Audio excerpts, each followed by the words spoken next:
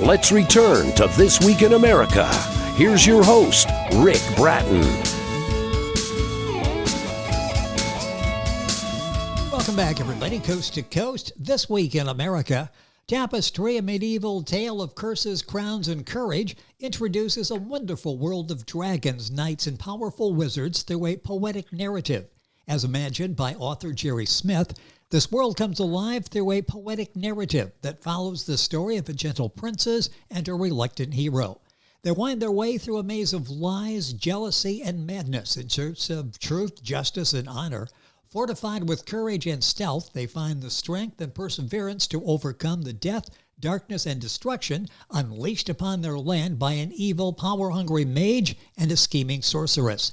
Written in the style of the great Greek and Roman poets, Tapestry presents rich imagery, eloquent, rhyming couplets, portraying the adversity encountered by its characters. Jerry Smith resides in Cape Cod, Massachusetts, where he is self-employed, a personal caretaker for the elderly. He enjoys reading, writing, and reading his poetry at local venues in his spare time. Tapestry is his first book in a trilogy, which is currently working on. He's working on it right now, in addition to collections of poetry, short stories, and fantasy novels, which he hopes to publish in the future. And Jerry Smith, author of Tapestry, a medieval tale of curses, crowns, and courage, is our guest on This Week in America. Jerry, welcome to the program. It's great to have you with us.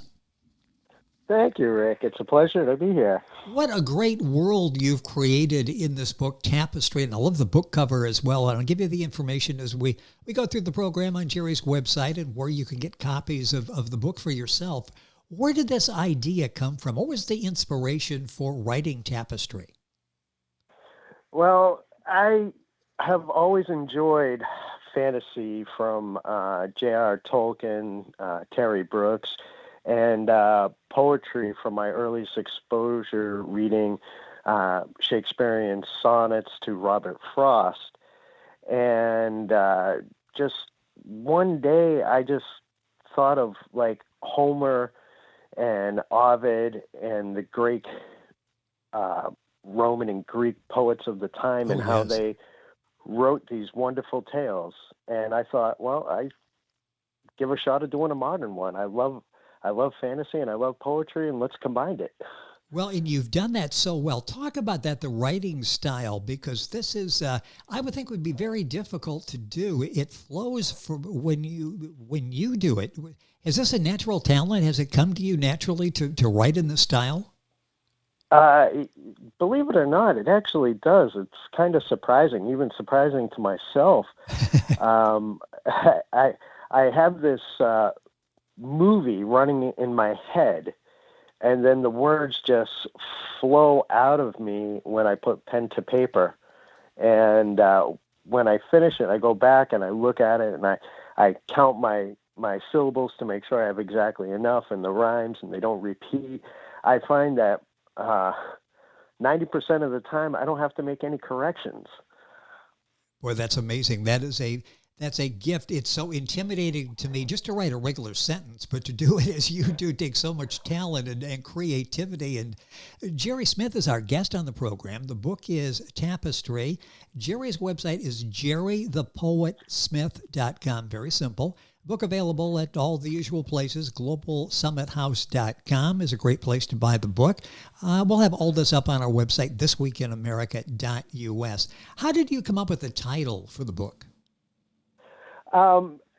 Actually, one of my roommates, who is a retired English teacher, I was discussing this. He has a master in poetry, and he's like, wow, these are like threads in a tapestry.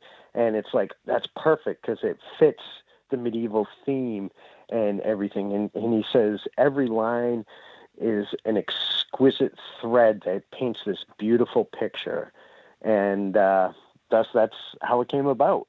You know, it's a fascinating story on several levels. I love the title because it really is descriptive of the story you present in Tapestry. But having a roommate as an English teacher, how intimidating is that you've got somebody that really understands the language that's looking over your shoulder as you're writing?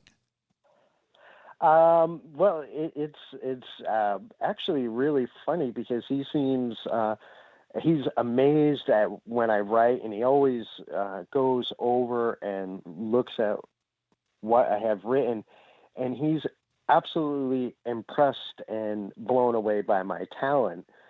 And he says it's almost perfect every time I put Wow. something down.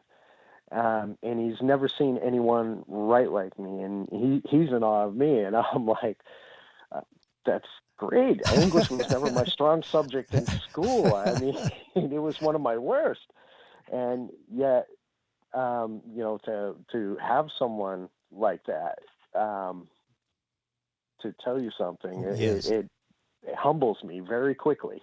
Well, it's interesting, and then sort of like having an editor in house, but it sounds like you don't need it either. So it's somebody there that can be a cheerleader as you're writing. The book is Tapestry: A Medieval Tale of Curses, Crowns, and Courage by Jerry Smith, our guest on the program, the author. JerryThePoetSmith.com is the website. I tried briefly sort of setting the table for the theme, what you're talking about in Tapestry. Give us a little bit from the author standpoint, the overall theme of the message in Tapestry. The overall theme is it's a classic story of good versus evil, and how being true to yourself and your nature, you can overcome the adversities thrown at you in life, just by being true to yourself and true to others.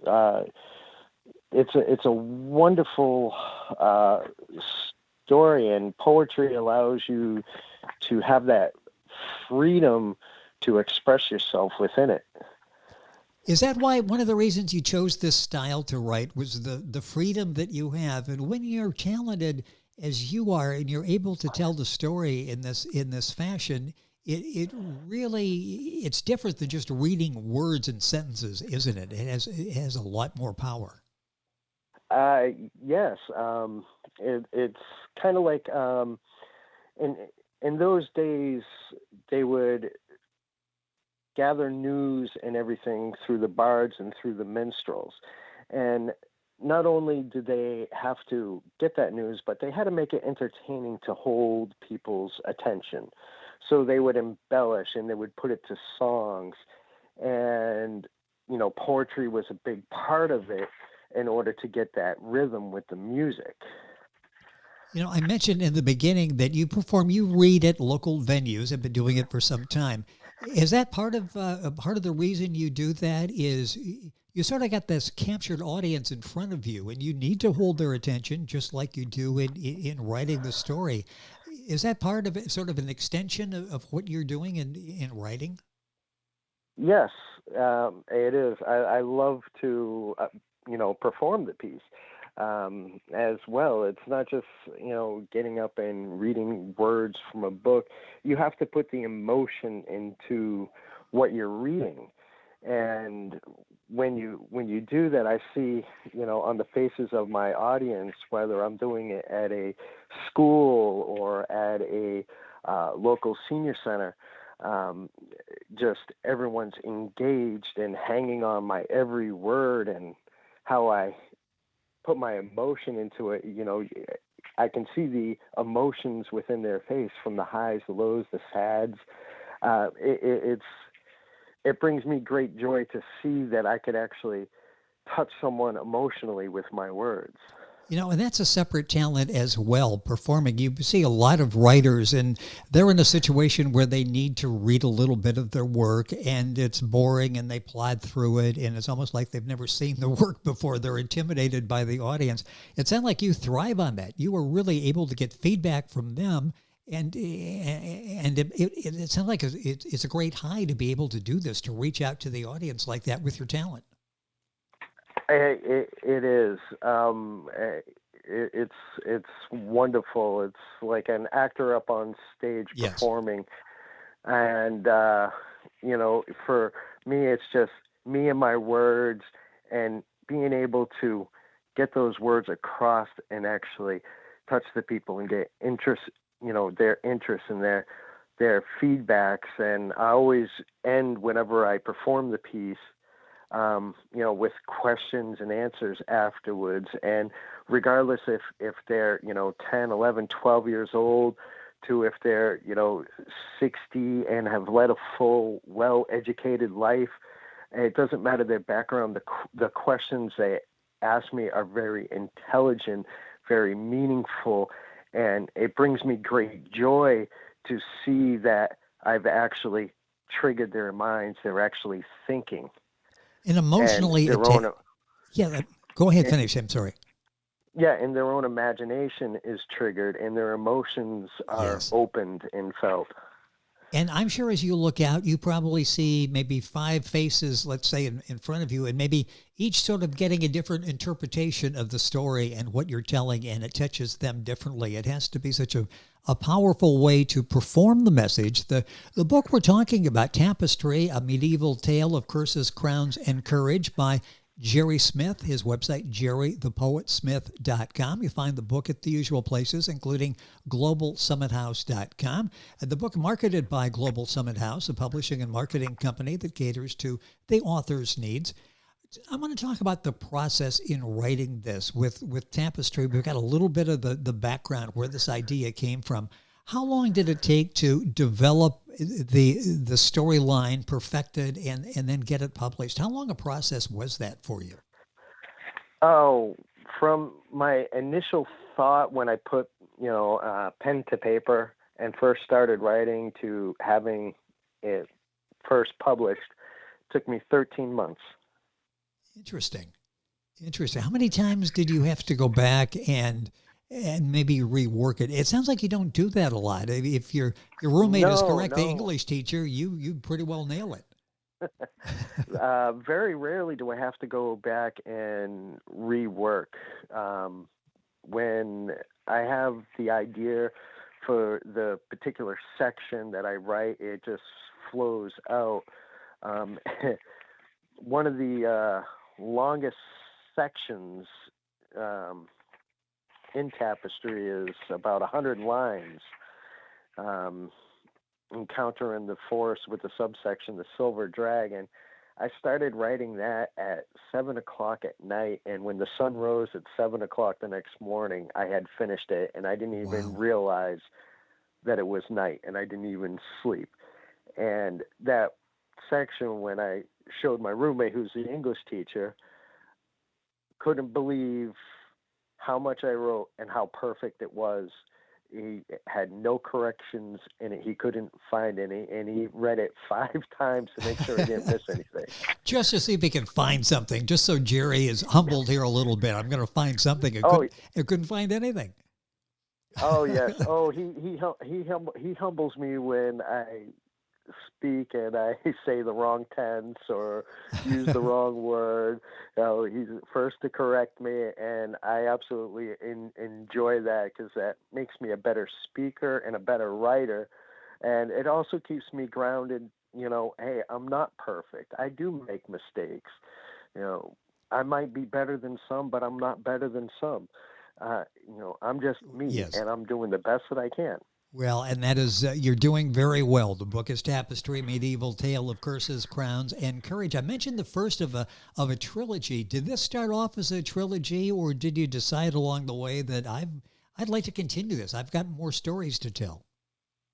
Well, when I put it down to paper, I, had this thought, and I had this process, and I see this movie rolling in my head. And when I finished the book, I'm like, wow, I could either continue the story or I can leave it where it's at. And once I posed that question, the other 2 parts of it came into my head. And I've been working on them for the past 8 years.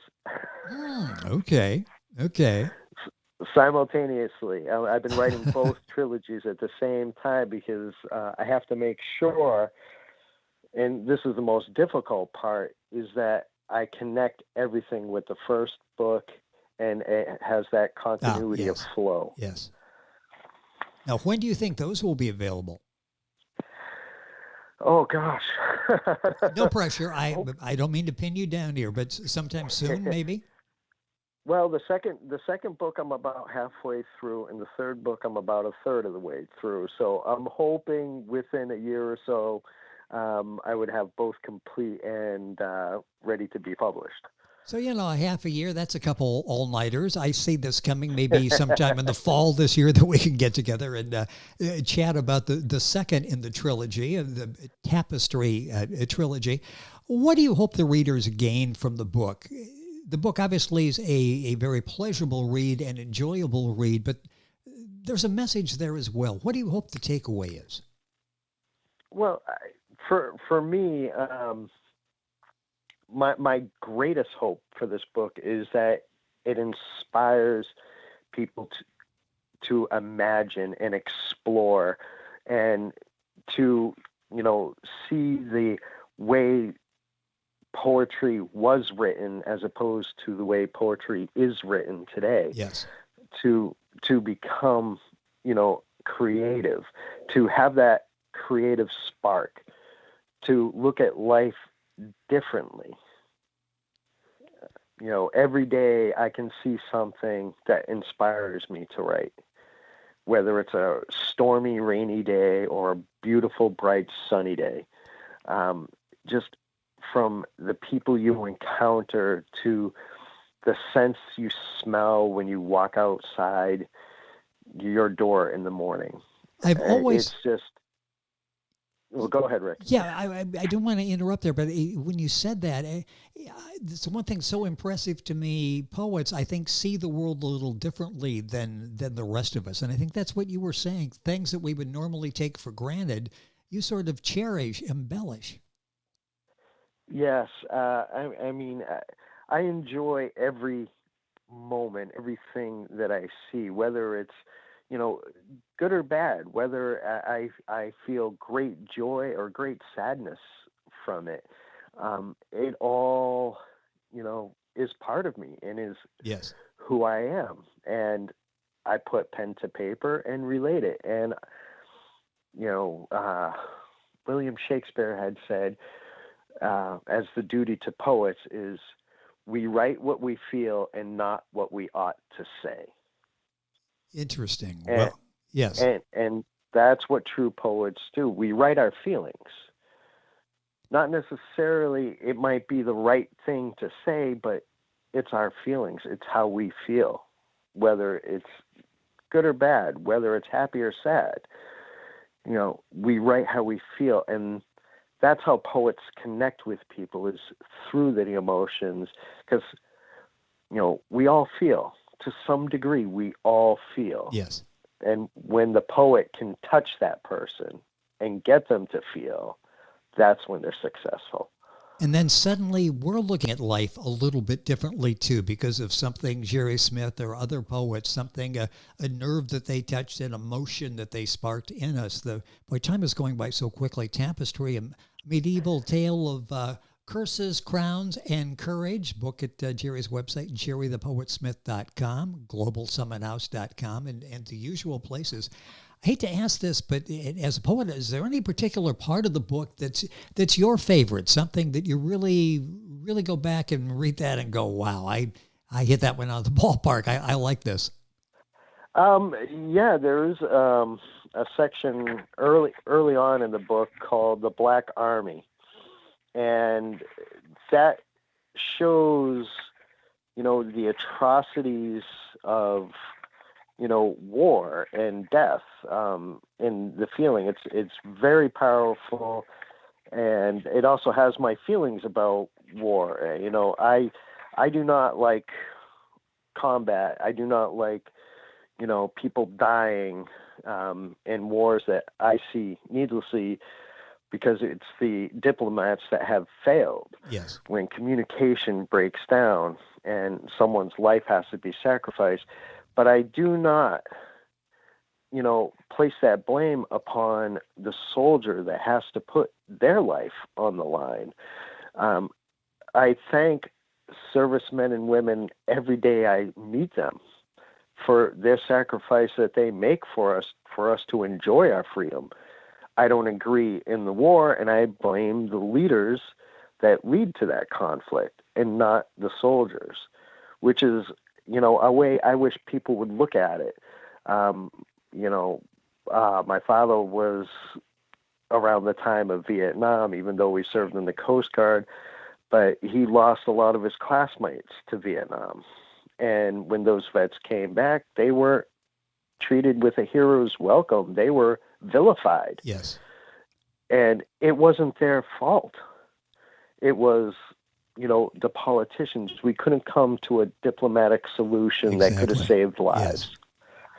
Well, so well said, and it's you do such a wonderful job, and again, tapping into those emotions. The book, and that's just part of parts that Jerry really likes in his book, Tapestry. What makes, I got a minute or so left in the program. We talked to a lot of poets, a lot of poetry available.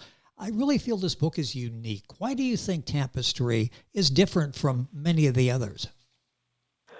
Well, this is what's called an epic lyrical narrative. And we all know what a lyrical narrative is from, 'twas the night before Christmas and all through the house. Not a creature was stirring, not even a mouse. We all know that. And this is one that is a complete story that way, from start to finish, that has, subsections. Instead of reading a fantasy novel like The Hobbit, this is a poetic novel in the same right. And yet we haven't seen really anything like this since the ancient times, and to take and have it modernized into words and vernacular that we understand right from the get-go, but to have it in that fluidity that seems to be disappearing from our writing culture. Yes. Due to its enormous difficulty. It's not easy to write like that. But it creates such a beautiful flow. The nice thing is we don't have to create like that. Jerry's already done that. So you've done the heavy lifting. We just can read it and enjoy it. And it takes a special talent to be able to do that. And you certainly possess that. That's why the book is doing so well, and eagerly people waiting for the second and third parts in the trilogy. The book is Tapestry, a medieval tale of curses, crowns, and courage. Jerry Smith is our guest. His website is very simple, jerrythepoetsmith.com. Find the book at globalsummithouse.com, Amazon, all the usual places. Book marketed by Global Summit House, a publishing and marketing company that caters to the author's needs. Jerry, the time has gone by way too quickly. This has been fun having you on the program. Congratulations on the overwhelming success that you've had with Tapestry. Looking forward to having a chance to talking about the other two books in the trilogy. Thank you for spending some time with us on the program. Oh, thank you, Rick. It was my pleasure. It has been fun. And Tapestry, once again, the name of the book, A Medieval Tale of Curses, Crowns, and Courage. Jerry Smith, the author, his website, very simple, jerrythepoetsmith.com. Available wherever books are sold, and information on our website, thisweekinamerica.us. We're back on today's program after these messages. This Week in America is online. You can visit our website, thisweekinamerica.us. Scott Pinkerton, associate producer of This Week in America. Jay Anderson, segment producer. Ben Watson, webmaster. Otto Bechet, director of engineering and TV production. This Week in America produced and is a trademark of Blue Funk Broadcasting, LLC. For information on all of our guests and to listen to this week's show, our website again at thisweekinamerica.us. And I'm Sean Bratton, executive producer of This Week in America.